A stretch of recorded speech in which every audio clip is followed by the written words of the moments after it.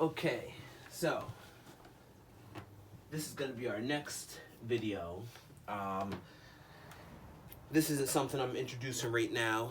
This is something I'm just going to kind of use as my segue point to talk a little bit about myself and how what basically attracted me to the field of human resources and why I have an interest in employment law. And not a lot of people are passionate about it, or when I tell people that I'm passionate about it, they're surprised. So I'm going to give you the backstory about some culture. So my family's from Barbados, Delaware, Native American, indigenous peoples, and African American.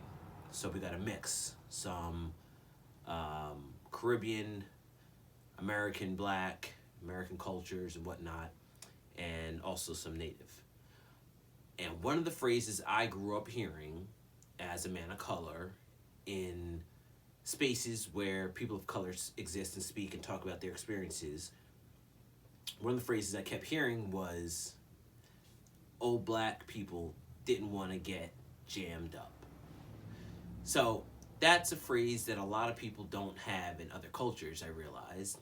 And basically, I think it is a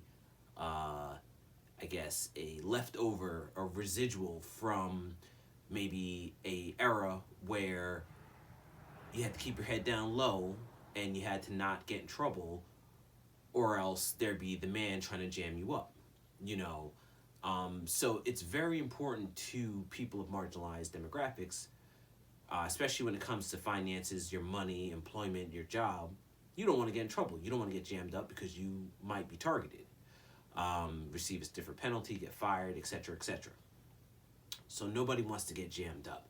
And so I kind of coined the phrase jammed up, and I apply it to my human resource field.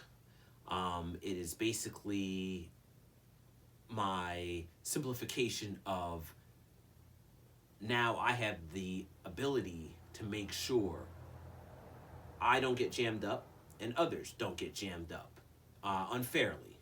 You know what I'm saying? If you're doing the wrong thing and you get jammed up, then that's on you. However, if you are a diligent, hardworking, motivated individual that has faced discrimination or has faced challenges in the workplace, being targeted by peers, trying to jam you up, then HR is a good, well, even if you can't, even if you don't want to formally be educated in it, it's a good opportunity to learn some of the basic employment laws and how they pertain to you and what your rights are as an employee. So swinging it back around, that's how I got into HR. That's how I gained this interest. I realized that it's a way that I could help people not get jammed up.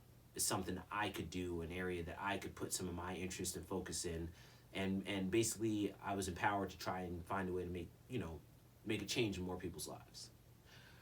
All right, so we'll do a couple more of these and we'll talk about HR and how it relates.